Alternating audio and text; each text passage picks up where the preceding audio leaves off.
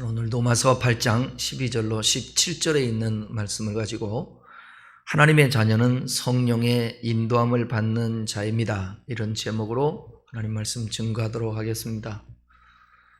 저의 삶을 보면 아무리 생각해 봐도 성령의 인도하심과 그 함께하심, 역사하심이 아니었으면 여기까지 올 수도 없고 또 앞으로도 살아갈 수 없다라고 생각이 되어집니다. 성령 없이도 그 인도하심 없이도 지금 사는 사람이 얼마나 많아요. 그런데 모르겠어요. 저는 살아보니까 그렇습니다. 하나님께서 여기까지 인도하시고 앞으로도 인도하실 것을 믿고 확신하지 아니하면 늘 걱정, 근심, 염려, 불안 속에서 살 수밖에 없습니다. 항상 뒤돌아보면 성령님이 인도하셨구나. 오늘도 성령이 나를 인도하고 계시구나. 그 확신이 천은 금보다도 더 귀하다라는 사실입니다. 과한 얘기지만 내 팔자에 어쩌다가 예수를 믿어서 구원받고 내가 어떻게 이렇게 은혜 가운데 살 수 있을까? 축복 중에 축복이라고 믿습니다. 아마 여러분도 그럴 것인데 아직 그러한 믿음이 부족하거든 말씀 들으면서 기도하시고 또 말씀을 통하여서 깨달아서 여러분도 성령님이 나를 여기까지 인도하셨다라는 것을 믿게 되기를 바라고 앞으로도 성령께서 나를 인도해 주실 것이다라는 그런 확신을 가질 수 있기를 축원합니다. 위대한 성서학자였던 윌리엄 딘텔은 로마서에 대해서 이렇게 평가했습니다. 로마서는 신약의 가장 중요하고 가장 훌륭한 부분일 뿐만 아니라 가장 순수한 복음, 즉 복된 소식이다. 그것은 또한 성경 전체에 빛을 던져주며 길을 열어준다.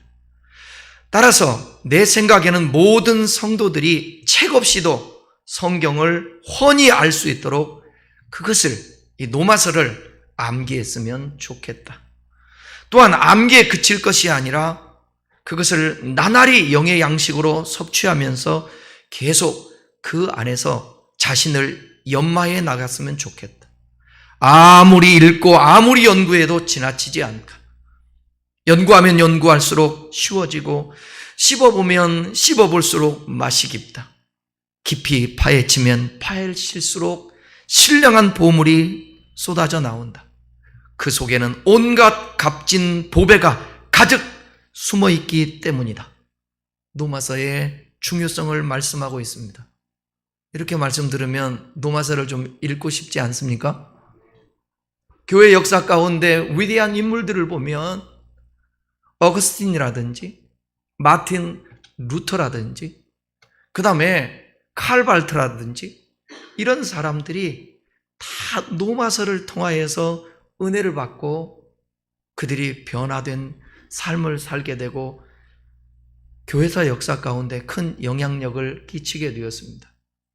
우리나라 목회자 가운데 영국의 마틴 로이드 존스의 로마서 강해에 영향을 받지 않은 사람이 거의 없습니다. 설교하는 목사들이라면 다 그 로마서의 은혜를 받았어요. 로마서 이 한 권을 설교하는데 그 부피가 이 정도로 두꺼운 책이 여러 권이. 거기서 특별히 로마서 8장 가운데서도 많은 부분을 차지해요. 영국의 대형 박물관의 관장이었던 필립이라는 사람은 이렇게 말했습니다. 세상을 다 준다 해도 대형 박물관의 보물들과는 바꾸지 않겠다. 그만큼 귀한 유물들이 있겠죠. 그러나 만일 사도 바울이 친필로 쓴 이 로마서가 단 한 장이라도 있다면 나는 이 박물관 전체와 바꾸겠다. 이렇게 말했습니다. 그만큼 로마서를 귀하게들 여깁니다.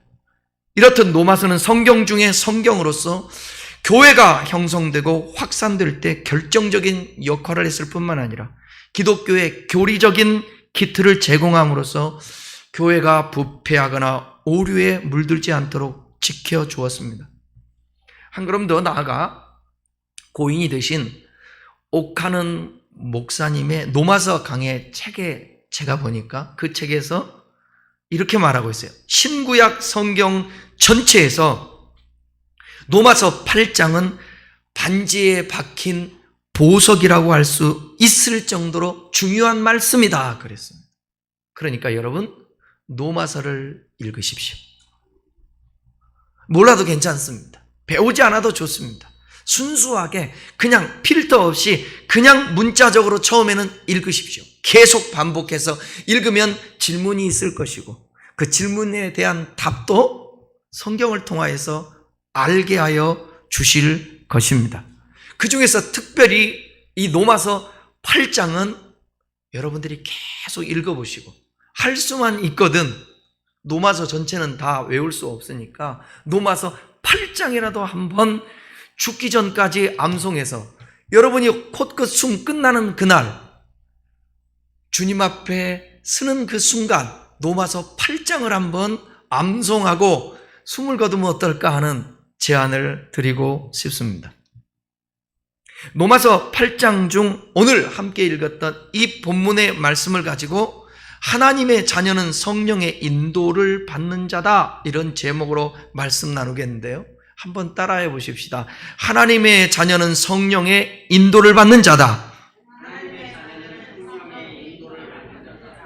바울은 로마서 8장에서 그러므로라는 말로 처음을 시작합니다.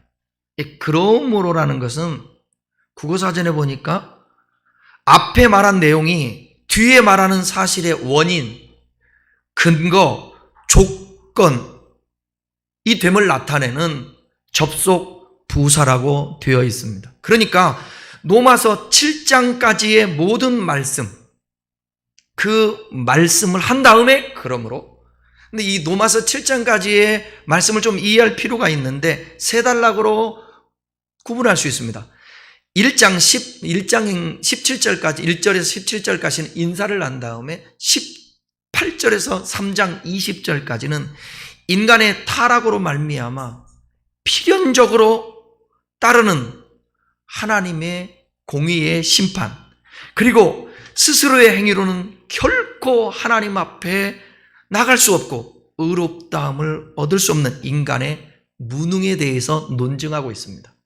그 다음에 로마서 3장 21절에서 5장 21절까지는 타락한 인간이 둘째 아담인 예수 그리스도로 말미암아 하나님과 화목하고 그로 말미암아 죄사함을 얻어 하나님 앞에 구원받아 의롭다함을 얻게 되는 내용을 담고 있습니다. 그리고 6장과 7장에서는 그리스도를 믿음으로, 누구를 믿음으로요? 그리스도를 믿음으로 법적으로 의롭게 되는 거예요. 이 의롭다는 디카이오 수네라는 이 헬라어 단어는 법정적 칭의, 법적으로 당신은 죄가 없이 의롭습니다 라고 칭의를 받는 거거든요. 그 칭의를 받게 된 자가 실제 생활 가운데 이제는 거기에 머무르지 않고 성화로 나아가는 과정을 다루고 있는데 의롭담을 얻고 믿음으로 살려고 하는데 뜻대로 되지 않아 괴로워하고 갈등하는 내용이 기록되어 있습니다. 우리 같이 한번 어떻게 갈등하는지 7장 19절을 한번 읽어보겠습니다. 같이 읽겠습니다. 내가 원하는 바 선은 행하지 아니하고 도리어 원하지 아니한 바 악을 행하는도다. 구원받고 의롭게 되고 하나님의 사람이라고 자기는 자녀가 되었는데 당연히 이제는 주님의 뜻대로 살아가면서 성화가 돼야 되잖아요. 근데 나는 그걸 원하는데 선을 행하기를 원하지만 도리어 내 안에서 악을 행하고 있는 것입니다. 그래서 로마서 오늘 본문 위에 있는 그 7장에서 24절 이렇게 고백합니다. 오라 나는 곤고한 사람이로다. 이 사망의 몸에서 누가 나를 건져내려. 왜? 선을 행하기를 원하는데 자꾸 죄악 가운데 그 죄를 또 짓고 있는 것입니다. 그렇지만 그는 오늘 8장에 들어와서 그러므로라는 접속사를 쓰면서 지금까지 이와 같이 갈등하며 괴로워하며 살았지만 이제부터는 성령으로 말미암아 정죄받지도 말고 죄에서 해방된 자유를 누리며 살라고 격려하고 있는 것입니다. 로마서 8장 1절, 2절을 함께 읽겠습니다. 그러므로 이제 그리스도 예수 안에 있는 자에게는 결코 정죄함이 없나니 이는 그리스도 예수 안에 있는 생명의 성령의 법이 죄와 사망의 법에서 너를 해방하였음이니라. 아멘. 좀 집중할 필요가 있어요. 오늘 들을 말씀은 생각하면서 좀 들어야 되니까요. 여기 중요한 단어들이 나오는데 지금 1, 2절 읽은 말씀 중에 먼저 결코 정죄함이 없다. 그리스도 예수 안에 있는 자들에게는 정죄함이 없다. 여기 정죄함이라는 이 단어는 카타크리마라는 단어인데 기본 의미가 뭐냐? 심판이라는 뜻을 갖고 있습니다. 이 단어는 신약에서 하나님의 엄정하시고 절대적인 심판 또는 정죄를 가리키는 단어입니다. 아무리 피할 수 없는 정죄가, 아무도 피할 수 없는 정죄가 그리스도 안에 있는 사람에게는 효력을 미치지 못함을 바울은 매우 강한 의미로 이 단어를 쓴 것입니다. 다시 말해서 죄책이 주어지지 않을 뿐만 아니라 죄의 오염과 죄의 권세의 영향력 아래서도 벗어난다는 것입니다. 여러분, 죄가 여러분들에게 계속 오염되지 않기를 바라고 죄의 그 권세의 영향력 안에서 늘 정죄받으며 넘어지지 않기를 바랍니다. 이런 삶을 살면 신앙의 진보도 없고 마음의 평강도 없고 하나님의 자녀라는 그 의식 앞에 든든함이 없습니다. 그 의식이 없기 때문에. 그들이 죄와 상관없는 피조물이 되었기 때문에 그렇다라는 거예요. 저와 여러분은 예수를 믿음으로 말미암아 그리스도 안에 있음으로 말미암아 새로운 피조물이 됐습니다. 그러니까 그것을 인정하는 것입니다. 그걸 확인하는 것입니다. 오늘 말씀을 통하여서 여러분의 삶은 오늘 말씀을 듣는다고 해서 크게 달라지지 않을 것입니다. 그러나 점점점 변화될 것인데 우리의 마음은 변화가 일어나는데 어떤 변화가 일어나느냐? 내가 비록 연약하고 실수하고 죄를 짓지만 그럼에도 불구하고 하나님의 자녀다. 나는 정죄받지 않는다. 그 죄로 심판받지 않는다. 그럼에도 불구하고 심판받지 않고 정죄받지 않으니까 이렇게 살아야지. 아니요. 그걸 확신하는 사람은 자유를 얻고 성령으로 말미암아 살아내기 때문에 점점점 죄를 이기고 나를 이기고 세상을 이기고 마귀를 이기면서 성숙해 나가는 것입니다. 우리가 새로운 피조물이 됐대요. 고린도후서 5장 17절을 한번 다 같이 읽어보겠습니다. 그런즉 누구든지 그리스도 안에 있으면 새로운 피조물이라 이전 것은 지나갔으니 보라 새 것이 되었다. 여러분 믿습니까? 새로운 피조물 된 걸 믿습니까? 이것을 믿어야 되는 거예요. 근데 잘 믿어지지가 않아요. 이 말씀을 한번 들으면서 믿어지자고요. 깨달아지자고요.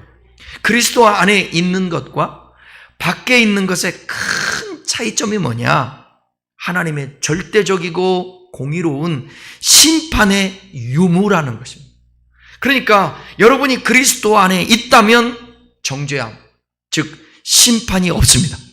그러나 그리스도 안에 있지 않다면 이 세상에서 아무리 윤리적으로 도덕적으로 깨끗하고 사람에게 존경을 받는다 할지라도 그 사람은 정죄를 받을 수밖에 없습니다.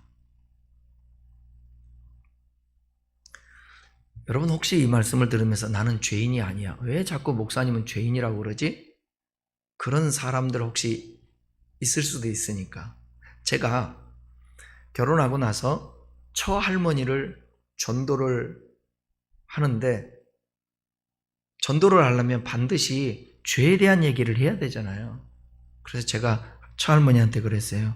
할머니는 죄인이에요. 그랬더니 뭐라고 말씀하셨게요? 저희 할머님이 참 법 없이도 사는, 손해봤으면 손해봤지 착하게 사셨던 분인데 그러더라고요. 난 죄가 없는데 내가 훔치기를 했어. 뭐 누굴 갖다 험담을 했어. 나는 죄가 없어. 성경은 뭐라고 그러냐? 믿지 않는 게 죄래요. 근데 여러분, 우리 안에 성경이 그러잖아요. 이게 죄의 소원이 있다고, 마음에. 근데 그 죄의 소원들이 다스려져야 되는데 안 다스려지고 다 이게 밖으로 표출되고 드러나게 돼 있는 거예요.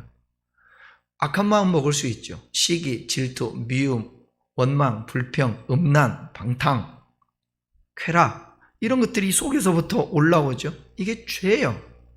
다. 그들이 크고 작고 그 문제인데, 저는 죄의 문제를 다가섰을 때에 참 마음에 와닿았던 게 그래요. 큰 돌을 물속에 던져도 가라앉고 모래를 던져도 가라앉고, 죄의 크기, 중함, 경함, 그런 거와 상관없이 어떤 것이라도 우리는 그것이 죄라는 사실을 알아야 된다는 것입니다. 그런데 예수 안에 오면 우리가 모든 사람의 죄를 범하였으며 하나님의 영광에 이르지 못했지만, 그러나 그리스도로 말미암아서, 우리가 그 은혜로 말미암아서 이 죄 사함을 얻게 되었다라는 거예요. 거기에 가장 중요한 게 뭐냐면 고백이에요. 대상인 예수 그리스도도 중요합니다, 여러분. 그러나 예수 그리스도가 십자가에서 못 박혀 죽으셨다고 해서 모든 사람이 구원받는 건 아니잖아요. 선행적인 은총인 십자가에서 대속의 은혜를 주셨는데, 그 다음에 우리가 해야 될 건 뭐냐면 내가 죄인인 것을 인정하는 것입니다. 그리고 회개하는 것입니다. 정말 중요한 거예요. 인정하는 거예요. 그리고 하나님 앞에 내가 죄인이군요. 저는 예수 믿고 나서 진짜로 내 죄가 다 보이는데, 기도하면서 다 보이는데 그 어린 나이에 뭔 죄를 많이 지었겠습니까? 그런데 다 그 죄로 마음에 여겨지는 것입니다. 그리고 회개하게 되는 것입니다. 그리고 그것이 잘못됐다는 거, 조금이라도 미워하고 남을 때리고 뭘 거짓말하고 이런 것들, 이게 죄인 것이 그냥 밝히 드러나는 것입니다. 그런 후에 회개를 깊이 하고 잘못했습니다 기도하니까 거기에 대한 죄가 해결되고 그 죄를 짓지 않도록 이길 수 있게 되더라고요. 읽었던 이제 결코 정죄함이 없다. 이제라는 단어가 있는데, 이 이제라는 단어는 헬라어로 뉘인이라는 단어인데 시간적 의미를 가지고 있습니다. 예수 그리스도의 대속 은혜를 믿음으로 말미암아 의롭다 인정받은 때를 기점으로 우리의 인생은 놀라운 변화가 생기게 되었습니다. 제가 그랬습니다. 우리들이 당연히 받아야 할 죄로 인한 형벌이 깨끗이 이제 면제되고 이제 그리스도 안에서 진정한 자유를 누리게 되는 사건이 발생한 것입니다.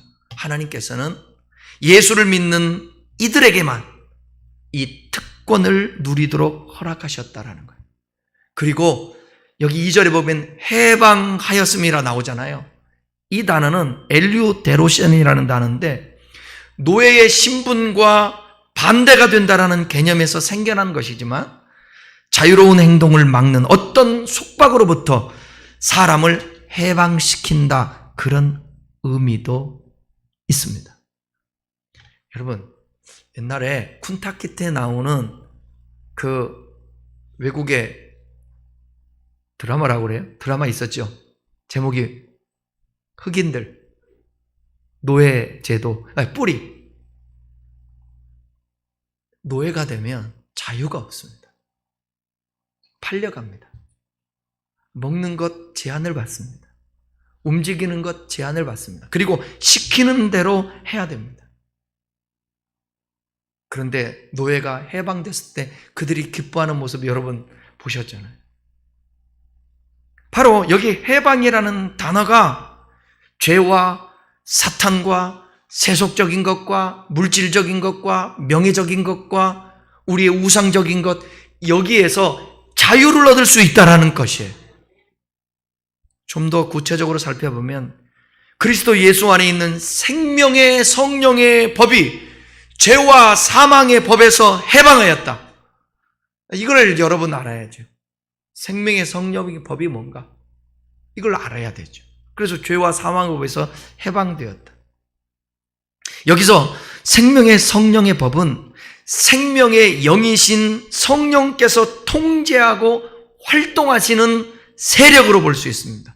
반면 죄와 사망의 법은 사망 아래 사로잡고 사망으로 나아가게 하는 죄의 세력, 성령의 세력과 죄의 세력, 죄의 세력을 성령의 세력이 이기게 한다는 것입니다.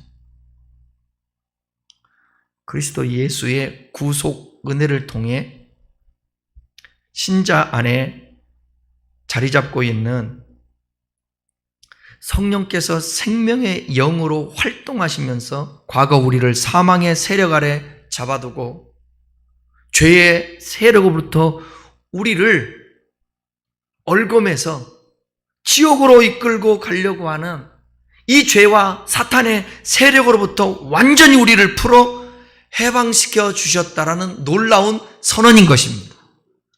이렇게 죄의 속박에서 해방된 자는 이제 성령의 도우심으로 복되고 환희에 찬 새 생활을 할 수 있게 됨을 밝히고 있는 것입니다. 그러니까 여러분, 죄에서 자유를 얻게 되지 못하면, 이 죄의 문제를 해결하지 못하면 성령의 인도하심의 단계로 갈 수가 없습니다.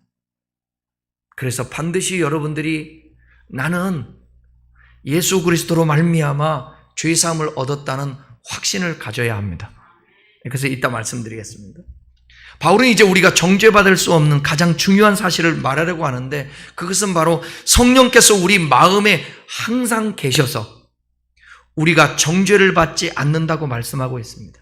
그러니까 먼저 확인해야 할 것은 뭐냐? 성령님이 여러분 안에 거하신다라는 확신입니다. 여러분 안에 성령님이 함께 하시고 거하신다고 믿습니까? 그 근거를 대실 수 있나요? 어떻게 성령이 여러분 안에 거하십니까? 그 증거를 대십시오. 그러면 증거를 대야 되잖아요. 믿으니까? 뭘 믿으니까? 성경은 보면요, 고린도전서 12장 3절 한번 읽어보세요. 이 말씀 읽고 해석해 드릴게요. 자, 그러므로 내가 너희에게 알리노니 하나님의 영으로 말하는 자는 누구든지 예수를 저주할 자라 하지 아니하고 또 성령으로 아니하고는 누구든지 예수를 주시라 할 수 없느니라. 하나님의 영으로 말하는 사람은 예수를 부인하지 않습니다. 예수를 저주하지 않습니다. 예수를 거절하지 않습니다. 그리고 성령으로 아니하고서는 누구든지 예수님을 주시라 할 수 없습니다. 그렇다면 성령이 여러분 안에 계시다라는 사실을 어떻게 믿을 수 있냐? 여러분이 예수님을 저주하지 않죠? 그리고 여러분은 예수님이 구원자다, 구주다, 이걸 믿죠? 진짜 믿으세요? 그러면 성경이 말하고 있잖아요. 성경이 증거하잖아요. 내가 예수를 구주로 고백하는 것은 내가 하는 것이 아니라 내 안에 계신 성령으로 말미암아 되는 거예요. 여러분, 때로는 미운데 성경에 사랑하라고 해서 기도하면 사랑할 수 있게 되죠. 미웠던 사람이. 그거를 성경은 뭐라? 성령으로 말미암아 내게 부탁한 아름다운 것을 지키라. 성령으로 말미암아 그렇게 지킬 수 있는 거예요. 성령으로 말미암아 막 깨달아져요. 성령으로 말미암아 나는 그렇게 하기 싫은데 순종해요. 성령이 여러분 안에 거하신다라는 증거입니다. 그렇다면 여러분에게 물을게요. 좀 죄를 짓고 연약해서 넘어지고 낙심도 하고 실망도 하지만 여러분은 구주를 고백하고 이렇게 예배하고 또 늘 이 안에서 갈등하며 몸부림치기 때문에 성령님이 여러분 안에 거하신다라는 게 거하시지 않는다는 거예요. 그럼 이제 됐죠? 확신하죠? 여러분의 성령 계시죠? 네. 한번 세 번만 따라요. 내 안에 계신 성령님. 세, 시작. 내 안에 계신 성령님, 내 안에 계신 성령님, 내 안에 계신 성령님. 여러분 안에 성령님이 계시다는 거예요. 고린도전서에서도 말씀하잖아요. 너희가 하나님의 성령의 전인 것과 성령이 너희와 함께 하시는 것을 알지 못하느냐? 성령이 함께 하고 계시는 거예요. 우리는 성령이 거하시는 성전, 전이 된 것입니다. 로마서 8장 9절, 10절을 읽어보겠습니다.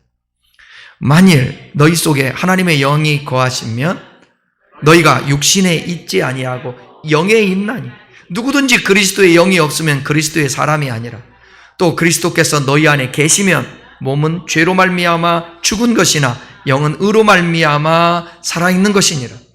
성령을 모시고 사는 사람은 특별히 육신에 속하지 않는다는 사실과 육의 옷을 입고 살지만 우리의 신분과 우리의 삶이 육에 속한 것이 아니라 영에 속해서 사는 거예요. 그러나 아직 불완전하기 때문에 완전하지는 않기 때문에 우리가 연약함이 있는 것입니다. 그것을 주님과 관계하면서 성령을 의지하면서 해소하고 변화되는 것입니다. 성령을 모신 사람은 썩어져 흙으로 돌아가는 육신을 의지하지 않는 사람으로 육신을 의지하지 않는 대신 성령 안에 거하여 성령의 지배를 받는 성령으로 사는 사람인 것입니다. 이런 사람을 향해서 뭐라고 말하냐? 성령 충만한 사람, 영에 속한 사람이라고 말하는 것입니다. 성령이 거하는 사람의 특징은 뭐냐? 육신에 거하지 않는다라는 거예요.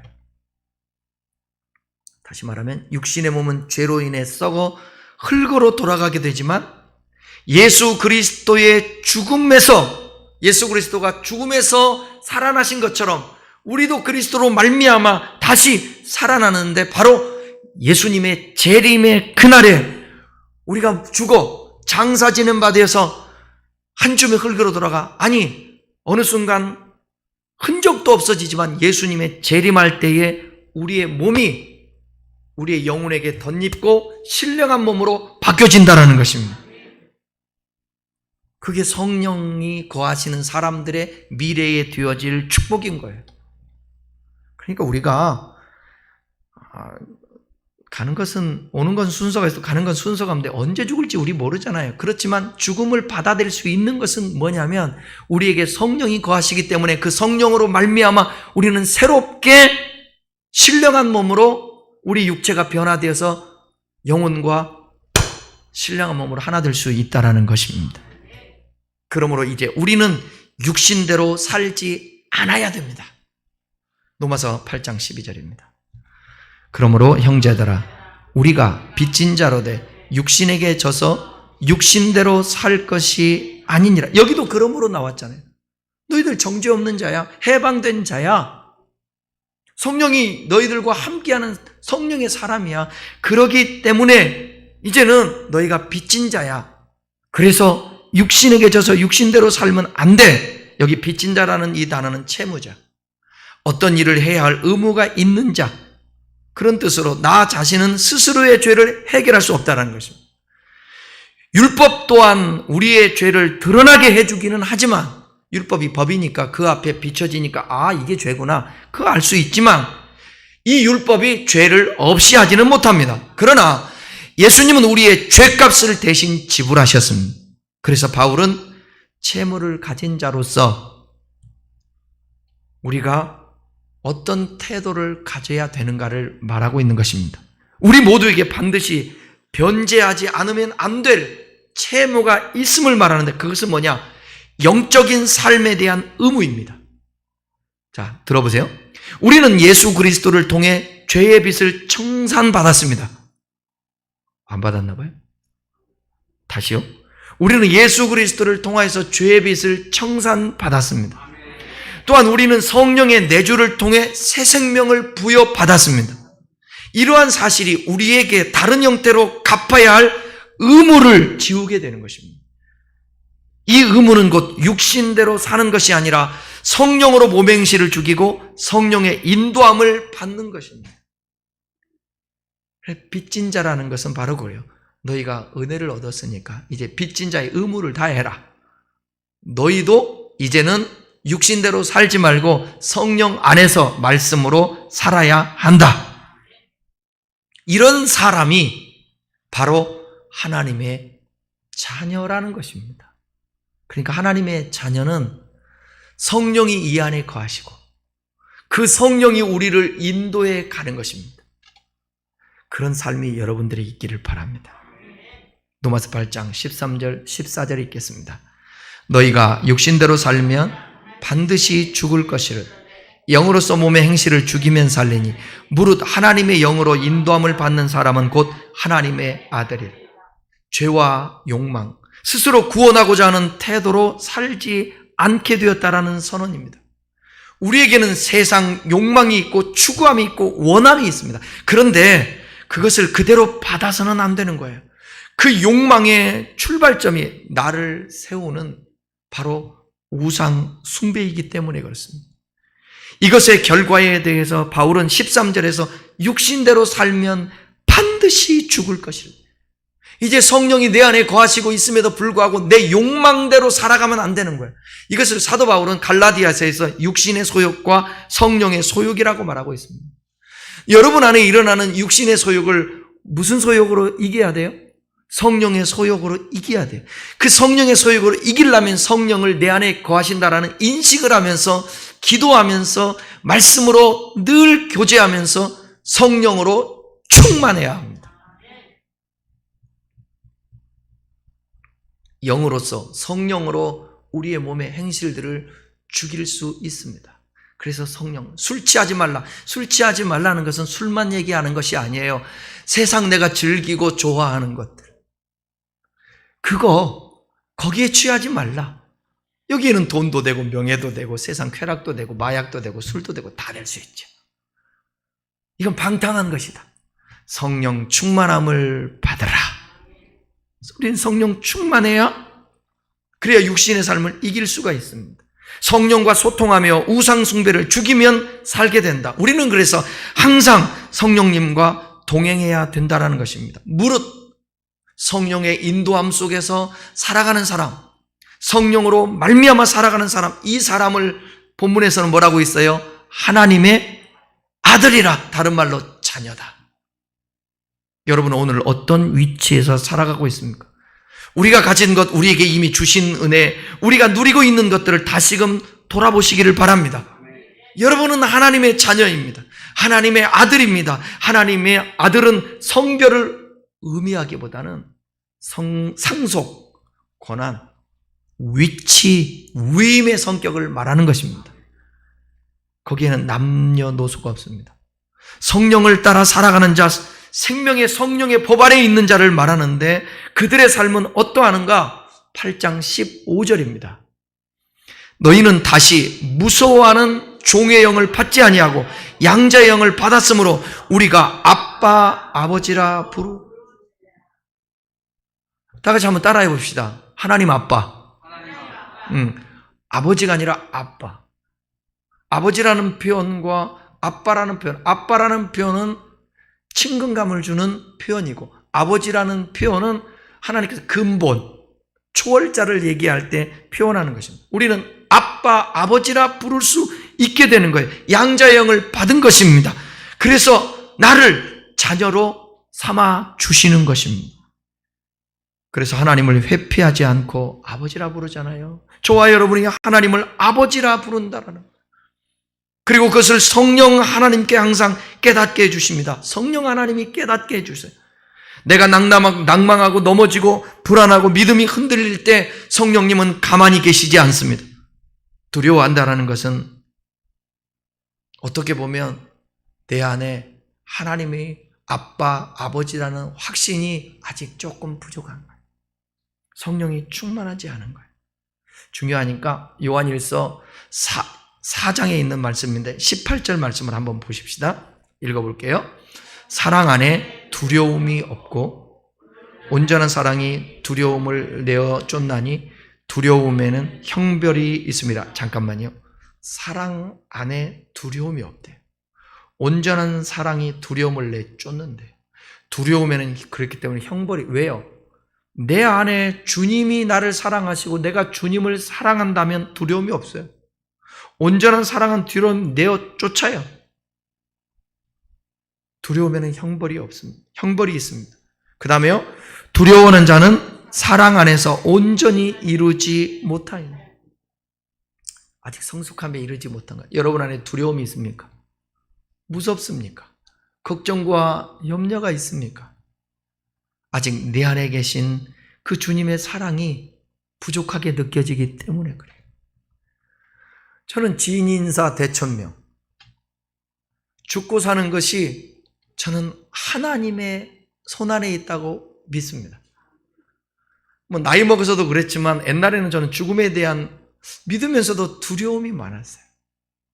근데 지금은 죽음은 두려움이 아니라 이별에 대한 아쉬움, 내 사랑하는 사람들과 함께하지 못하는 그 안타까움이 있지만, 이제는 죽음은 뭐냐면 우리에게서 이제 죽음은 이 세상의 수고를 그치는 것이고 영생으로 들어가는 것이고 영원히 하나님과 함께하는 것입니다. 그런데 그런 마음을 가짐과 동시에 이 땅에서도 그 믿음을 가지고 어떤 상황에서도 두려워하지 않고 걱정하지 않고 살아내는 것입니다. 아멘. 사람은 불안하지 않을 수가 없습니다. 생물학적으로도 호르몬 때문에 불안할 수도 있어요. 근데 불안에는 두 가지 종류가 있는데, 정상적인 불안이 있어요. 병적인 불안이 있어요. 정상적인 불안은 순간순간 누구나 다, 여기 한번 물어볼게요. 괜찮아요. 여러분은 평상시에도 아무런 두려움 없이 나는 산다, 그런 사람 손 들어보세요.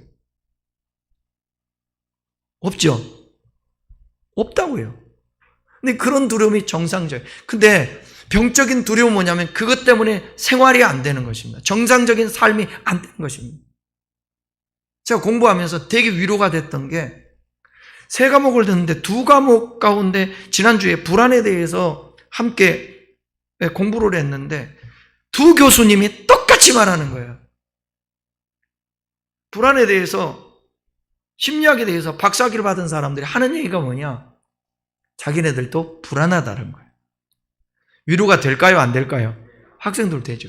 그러면 여러분, 목사는 늘 성령 충만하고, 목사는 늘 설교를 하고, 목사는 늘 믿음으로 사는데 목사도 불안할 수 있다 얘기하면 여러분 위로가 돼요, 안 돼요? 됩니까? 네, 저도 불안합니다. 불안하지 않는 사람 하나도 없습니다. 그런데 이 불안이 올 때 이것을 어떻게 해소하는가, 이것이 중요합니다. 불안하면 어쩔 수 없는, 불안할 때에 내가 이거를 해소할 수 있는 방법이 있다면 그건 문제가 되지 않습니다. 그것이 약물이 될 수도 있습니다. 환경을 피하는 것도 있습니다. 조용히 호흡을 하는 것도 있습니다.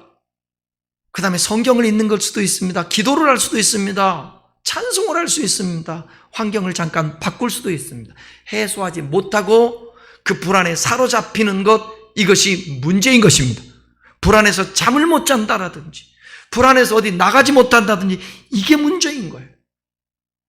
이 두려움은 하나님의 성령이 내 안에 거하시고 그로 말미암아 하나님의 자녀가 되었고 우리는 하나님을 아빠라고 부를 수 있다는 이 확신이 있을 때에 이 두려움도 극복해낼 수 있습니다.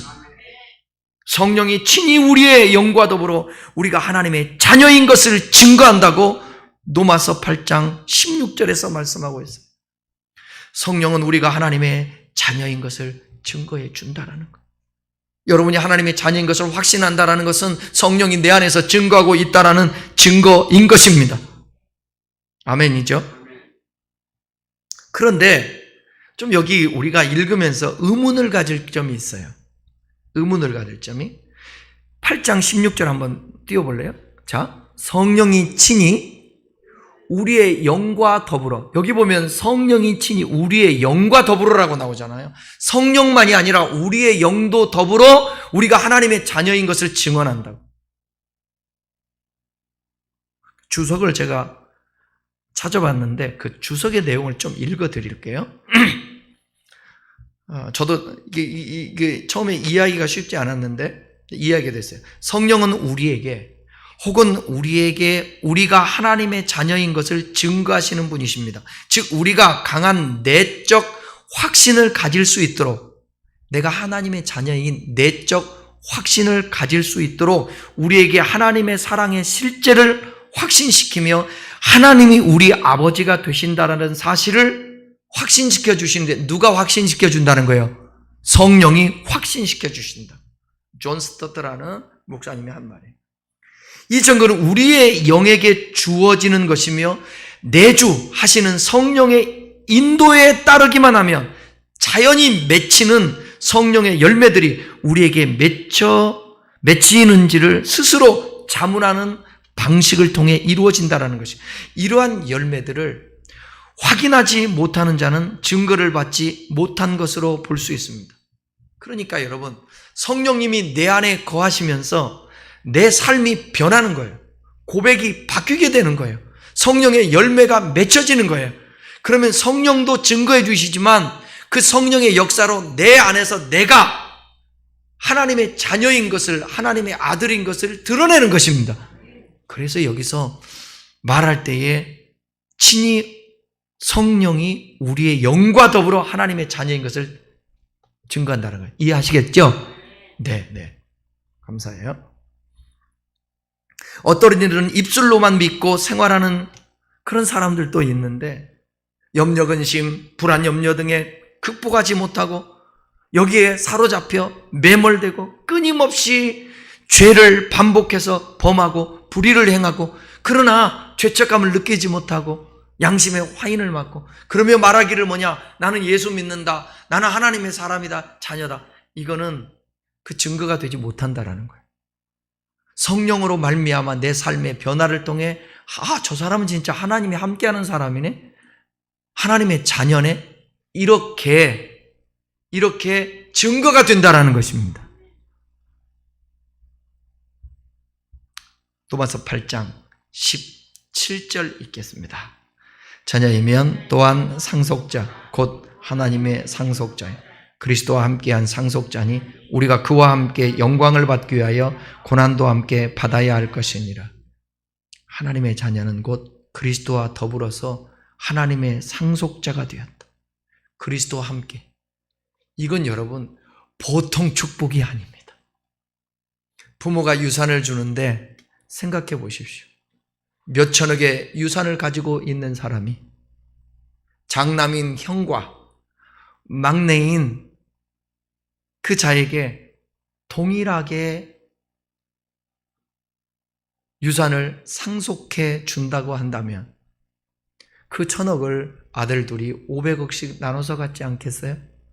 그럴 때에 하늘을 얻은 것 같은 느낌이겠죠. 차후에는 어떻게 될지 모르겠지만 그 당시에는 우리가 예수 그리스도와 함께 상속자가 되었다는 거예요. 그러니까 예수님이 하나님의 아들로서 누리는 모든 것들을 우리도 누릴 수 있게 된다는 것입니다. 공동 상속자. 그러니까 얼마나 큰 축복입니까? 성령에 의해 그리고 그리스도의 대속적 행위에 의해서 그와 연합되어서 하나님의 자녀가 된 자들이 받는 유업은 영원한 하나님의 나라입니다. 여기 있는 모든 사람은 예수님과 함께 영원한 하나님의 나라를 상속받을 수 있기를 주님의 이름으로 축원합니다. 부모가 주는 상속, 집안채만 받아도 그거 든든한데 하나님 나라를 위협으로 받을 수 있다고 하니 우리의 남은 생애가 얼마 될지 모르지만 그 주님 앞에 서는 그날까지 한번 몸부림쳐서 더 성경을 알고 더 하나님을 알기 위해서 몸부림치고 기도하고 하나님의 그 인도함 받으면서 살아갔으면 좋겠습니다. 이러한 유업의 상속은 현재에도 이미 약속되어 있지만 장차 미래에 성취될 것이고 지금은 그 영광을 물려받기 위해서 필요한 것들이 뭐냐? 그 영광 받기 위해서 때로는 고난도 묵묵히 받아들이며 달려가야 된다라는 것입니다. 예수를 잘 믿을 때, 성령이 충만할 때 우리에게 핍박이 있을 수 있습니다. 박해가 있을 수 있습니다. 그거 현재의 고난은 장차 들 영광과 비교할 수 없으니 그래서 하나님의 자녀들에게 있는 고난도 묵묵히 이겨내고 나가야 합니다. 결론입니다. 우리는 하나님의 자녀입니다. 믿습니까? 하나님의 자녀는 성령의 인도를 받는 사람입니다. 성령의 인도를 받는 사람은 결과가 좋습니다. 성령의 인도를 받는 사람은 항상 감사와 기쁨과 평안을 얻게 되어 있습니다. 여러분이 지금 살아가는 삶이 걱정으로 가득 차고 불안하고 힘들고 어렵고 어찌할지 모르고 어찌해야 좋을지 주여 인도하소서 답답함이 있으면 그 사람은 아직 성령의 인도함 속에 들어가지 못한 사람입니다. 이 말씀을 들었기에 여러분 성령님 앞에 조용히 무릎 꿇고 나의 삶을 인도해 주십시오. 내가 예수를 고백하지 않습니까? 이미 내 안에 계신 그 성령님께서 나의 평생을 인도해 주십시오. 지금 내가 어떤 일을 결정해야 되는데 어찌할지 모르겠습니다. 주님 나를 인도해 주십시오. 내 집안의 문제들을 해결해야 되고 직장과 사업의 문제를 해결해야 되는데 어떻게 해야 될지 저는 답이 없습니다. 답답합니다. 성령님, 나 하나님의 자녀이니 인도해 주십시오. 그러면 가장 옳은 때에 주님이 인도해 주실 것입니다. 아니, 그 기도를 하는 사람은 마음에 든든함이 있을 것이고 기대가 될 것입니다. 저와 여러분, 하나님의 자녀이기 때문에 미래에도 성령의 인도하심 따라 복된 인생이 펼쳐질 수 있다라고 저는 확신합니다. 다 같이 기도하겠습니다.